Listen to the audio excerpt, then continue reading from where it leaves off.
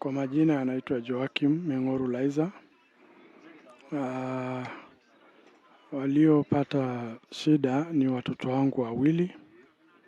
Mmoja anaitwa Abednego, mwingine ni Ebeneza. Kwa ufupi tu siwezi kuelezea sana kwa sababu tukio hili nimesikia nami nikiwa kule KCMC Moshi nikiwa na muuguza baba. Nikapata taarifa kwamba watoto walikuwa wamepelekwa kwenye hoteli moja inaitwa Kiltachi, na baada ya hapo wakawa wamezidiwa na maji, wakapelekwa pale St. Joseph. Nikapata simu kutoka hapo St. Joseph kwamba kuna watoto wamepelekwa pale na ni watoto wangu.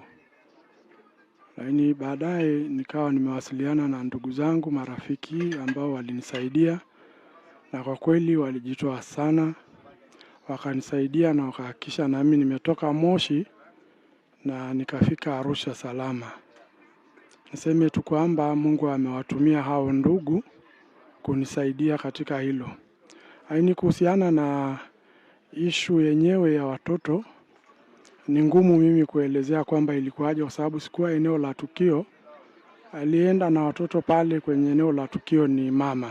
Elezea kwamba watoto walikuwa wanaogelea, wakawa wamezidiwa na maji, wakazama. Kiukweli ni swali ambalo hata na mimi nimekuwa nikijiuliza kwamba imekuwaje watoto wanaogelea wenyewe bila kuwepo yule msimamizi wa pale, kwa sababu hata kama wanajua kuogelea lazima pia yule msimamizi awepo. Kwa hivyo ni swali ambalo na mimi nimekuwa nikijiuliza. Abednego ndo amemaliza darasa la 7 na alikuwa anategemea kwenda kidato cha kwanza mwaka huu. Ebeneza naye alikuwa amemaliza. Nafikiri jana mida saa 9 nilipata habari ambayo ni ya masikitiko makubwa kuhusiana na watoto familia ya Joakim Meng'oru, ambao kwa taarifa niliyopata kwamba walisafiri na mama wakafika pale sehemu inaitwa Kiltachi. Sasa kwa masikitiko makubwa kwamba tukapata kwamba wale watoto walikwenda kuogelea pale, lakini sasa ikawa bahati mbaya watoto wawili ambao ni wa kiume, watoto wa kiume wawili, mmoja ana miaka 13, mwingine ana miaka 9. Nafikiri yule wa miaka 13 alikuwa anategemea kwenda sekondari pale form 1 Mwandeti, lakini mwingine yule wa miaka 9 bado anasoma pale Bluebells. Kwa masikitiko tumepokea kifo cha watoto hao wawili. Kwa kweli ni masikitiko makubwa sana, sababu pia na babu yao alikuwa hospitalini KCMC, babu mzaa baba wa wale watoto, naye hayuko kwenye hali nzuri, yuko pale KCMC, alikuwa Seliani akamshiwa KCMC. Kwa hiyo tulipopata habari hii tukafikiri ni yule babu ndio amefariki, lakini basi ni kwa bahati mbaya watoto ndio wamefariki.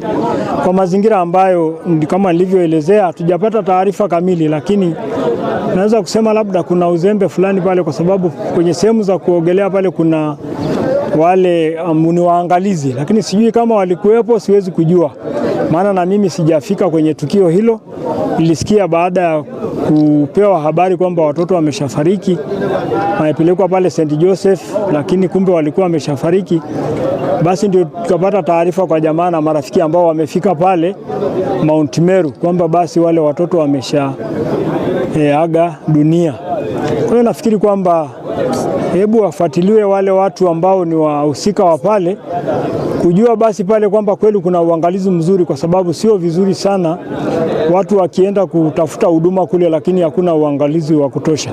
Ni masikitiko makubwa sana. Sasa hivi tuko kwenye boma hilo, mazishi ni Jumamosi. Kwa hiyo nafikiri kwamba kwa kweli ni masikitiko makubwa. Hatuna ila tunamwachia Mwenyezi Mungu, lakini tunaomba serikali jaribu kufuatilia maeneo yale ili basi kuwepo na usalama wa watu, kwa sababu kwa kweli sio vizuri, imetusikitisha sana. Mwenye taarifa kamili angekuwa ni yule mama, lakini naye hayuko kwenye hali nzuri kutoka jana, hayuko kwenye hali nzuri kabisa. lakini kwa marafiki zetu ambao wametupa habari hizo, ndio hizo habari ambazo tumezipata mpaka sasa hivi. Watoto wameshaaga dunia, ndio tunapanga mazishi tuweze kuwahifadhi siku ya Jumamosi. Asanteni. Labda kwa kawaida watoto hao wamekuwa wakienda kuogelea mara kwa mara? Kwa kweli kwa hilo sijaweza kuuliza mpaka sasa hivi, kwa sababu wazazi wa wale watoto hali zao sio nzuri. Mama ndiye amelala hospitalini, sijui hata kama ameshatoka kwa leo, maana kutoka mpaka jana naye alikuwa amelazwa. Mzee na yeye bado hayuko kwenye hali nzuri kidogo. Hatujaweza kumuuliza hilo kwamba je, ni wazoefu wa kule, sijaweza kumuuliza maana bado tunamfariji. Hayupo kwenye hali nzuri mpaka sasa hivi. Zifa, wamiliki wa hiyo hoteli ambapo walienda kuogelea, kuna hata aliyefika kwa ajili ya kujulia hali, kuwapa pole wahusika hapa? Kwa kweli kwa hilo sina taarifa, ila sidhani kama wapo, kwa sababu kwenye hili boma kutoka jana tupo na leo tupo.